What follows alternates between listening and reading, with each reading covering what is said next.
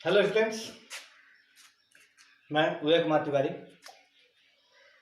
इस वीडियो में आज हम लोग कॉन्स्टिट्यूशन के बारे में पढ़ेंगे, संविधान के बारे में पढ़ेंगे। और ये आपके क्लास के चैप्टर 1 से लिया गया है, सिविक्स से। तो सबसे पहले इसमें हम जानेंगे कि संविधान है क्या, what is constitution, why do we need constitution, हमें इसकी आवश्यकता क्यों पड़ती है, what are the informations we get from the constitution, what is constitution, why do we need constitution, and what are the informations we get from the constitution। तो students, जब हम constitution की बात करते हैं तो जैसा कि आप बोर्ड पे देख सकते हैं कि constitution is a written document on which any country is governed. एक ऐसा लिखित दस्तावेज, एक ऐसा लिखित प्रलेख जिसके आधार पर किसी देश का शासन चलाया जाता है, उसे हम संविधान कहते हैं। I repeat again, a collection of written rules, a collection of written documents on which any country is governed, that is called constitution। यानी कि किसी भी देश का शासन जिस कानून के आधार पर चलाया जाता है, जिस दस्तावेज के आधार पर चलाया जाता है, उसी दस्तावेज को, उसी नियम कानून के लिखित संग्रह को हम लोग संविधान कहते हैं। अब ये जो संविधान है, जैसे आवश्यक क्यों है हमारे लिए, तो डिफिनीशन में ही क्लियर है कि क्यों आवश्यकता है। एक बार फिर इसे हम अगर देखें तो हमारा डिफिनीशन कहता है कि any country is governed, it means हमारा संविधान हमें हमारे देश के शासन के प्रारूप के बारे में, फॉर्म ऑफ गवर्नमेंट के बारे में बताता है कि शासन व्यवस्था कैसी होनी चाहिए, मोनार्क होनी चाहिए और कि डिक्टेटरशिप होनी चाहिए, प्रेसिडेंशियल है कि पार्लियामेंट्री है, मतलब फॉर्म ऑफ गवर्नमेंट के बारे में। और उसके बाद दूसरी चीजें जो बताता है, सबसे पहले तो शासन का स्वरूप बताता है, उसके बाद बताता है कि यहाँ की जो सरकारें हैं उनकी क्या रोल है, जो सरकार गठन की जाती है उस दिए गए व्यवस्था के अनुरूप जो सरकार गठन की गई उसके क्या रोल हो सकते हैं, उसकी ड्यूटी क्या है, उसकी रिस्पॉन्सिबिलिटी क्या है, कि कैसे वो जनता का विकास करे, कैसे वो जनता के लिए अपॉर्चुनिटी पैदा करे, कैसे वो देश का विकास करे। ये सारी चीजें उसमें लाइन अप की गई रहती है, मेंशन की गई होती है। अगली चीज जो ये बताता है हमारा संविधान, वो हम नागरिकों के जो राइट्स एंड ड्यूटीज होते हैं उनके बारे में बताता है।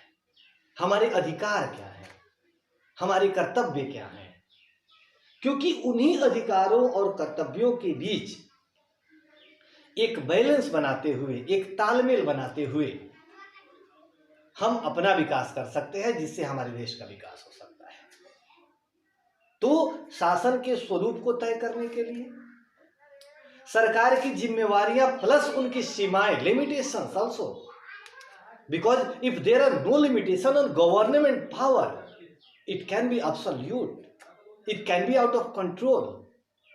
तो सरकार की नीति निर्धारण के जो अधिकार है उनकी सीमाएं तय करने, नागरिकों के अधिकारों और कर्तव्यों को तय करने, प्लस उसकी सुरक्षा, उसका प्रोटेक्शन करने, उसके अलावा देश की जो अर्थव्यवस्था है, जो इकोनॉमिक सिस्टम है जिस पर हमारा विकास निर्भर करता है, उसके लिए रूल एंड रेगुलेशन को फार्मुलेट करने के लिए, योजनाएं बनाने के लिए, यानी पूरी तरह से सरकार और नागरिकों के जो भी काम होते हैं, जो भी उनके राइट्स, ड्यूटीज, रिस्पॉन्सिबिलिटीज और लिमिटेशंस, इन सारी चीजों को तय करने का काम हमारा संविधान करता है। यानी ये हमारी लाइफ का एक इंपॉर्टेंट डॉक्यूमेंट है। जिंदगी जो हम जीते हैं उसको बेटर तरीके से जब तभी हम जी सकते हैं जब हमारे समाज में हमें कुछ अधिकार मिले हों।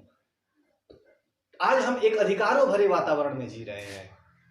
अगर हम अपने देश की बात करते हैं तो आप सभी को पता होगा कि हमारा जो संविधान था 1950 में एडॉप्ट किया गया, आफ्टर इंडिपेंडेंस, आजादी के बाद। तो उसके पहले आपने वॉर ऑफ इंडिपेंडेंस के बारे में सुना होगा, लड़ाई लड़ी। हमने क्यों लड़ाई लड़ी, क्या उद्देश्य था, हमें एक पब्लिक को क्या उद्देश्य था, शासन से क्या लगाव है। तो क्योंकि उस समय यही चीजें, जैसे हमने बताया, हमें अधिकार नहीं मिले थे। आज आप देखते हैं सरकार कोई भी एक्शन लेती है तो कुछ लोग सपोर्ट करते हैं, कुछ लोग अपोज करते हैं, विरोध होता है, हड़तालें होती हैं, धरना प्रदर्शन, बहुत सारी चीजें होती हैं। ये सारी चीजें इसीलिए होती हैं क्योंकि हमारे संविधान ने हमारी सरकार के विरोध का अधिकार भी हमको दिया है, जिसके आगे आप लोग पढ़ेंगे कॉन्स्टिट्यूशन में कौन कौन से राइट्स दिए गए हैं। जब हम आजादी के पहले की बात करते हैं तो हमारे पास कोई अधिकार नहीं थे। उसके पहले जब राजतंत्र की बात करते हैं तो राजा के शासन में भी जनता को कोई अधिकार नहीं थे, और इसका सब एकमात्र कारण था उस समय संविधान नहीं होते थे। जब तक राजतंत्र रहा दुनिया में, राजा ही संविधान होते थे, उनके द्वारा कही गई बात ही कानून होती थी, उनके द्वारा सुनाया गया पनिशमेंट ही किसी भी क्राइम के लिए एक तरह से सजा होती थी। कोई रिटन डॉक्यूमेंट्स नहीं थे जिससे वे प्रजा पर मनमाने तरीके से शासन करते थे, उन पर अत्याचार करते थे, अपनी बातें थोपते थे। प्रजा कुछ नहीं कर सकती थी, वो हड़ताल नहीं कर सकती थी, वो विरोध नहीं कर सकती थी। लेकिन जैसे जैसे समय बीता, राष्ट्रीय राज्यों का निर्माण हुआ, जो आप लोग आगे क्लास में पढ़ेंगे, तो उसके बाद धीरे धीरे ये कॉन्स्टिट्यूशन आता गया। हर देश का अपना संविधान बनने लगा। भारत ने भी अपना संविधान बनाया। आप लोग पता है कि आजादी के पहले ही हमारे लिए जो कॉन्स्टिट्यूएंट असेंबली थी वो तैयार हो गई थी। जुलाई 1946 में संविधान सभा कॉन्स्टिट्यूएंट असेंबली का गठन हुआ था, जुलाई 1946। क्योंकि ऐसा लग रहा था कि अब हम आजाद हो जाएंगे, अंग्रेजों से मुक्त हो जाएंगे। बट एक दूसरी चीज आ गई, partition of India took place. Bharat का बंटवारा हो गया, और बंटवारे के बाद भी हमारी संविधान सभा बट गई। जो सदस्य पाकिस्तान के क्षेत्र से उधर चले गए, जो इधर के थे इधर रह गए। और 2 years 11 months 18 days, याद रखेंगे, 2 years 11 months 18 days के हार्ड वर्क के बाद 26 नवंबर 1949 को हमारा संविधान कंप्लीट हुआ, बन के तैयार हुआ। जिसके जो चेयरमैन थे कॉन्स्टिट्यूएंट असेंबली के, वो डॉक्टर राजेंद्र प्रसाद थे, जबकि ड्राफ्टिंग कमेटी के चेयरमैन डॉक्टर भीमराव अंबेडकर थे, जिनको फादर ऑफ इंडियन कॉन्स्टिट्यूशन भी कहा जाता है। Father of Indian constitution doctor Bhimrao Ambedkar. इस प्रकार हमने अपना कॉन्स्टिट्यूशन तैयार किया, और इसे आजादी जब हमें मिली 15 अगस्त 1947, just after when we adopted our constitution on 1950 on 26 January and we become republic। और उसके बाद से 26 जनवरी 1950 यह वह दिन था जो सही मायने में जिसने भारत को भारत बनाया।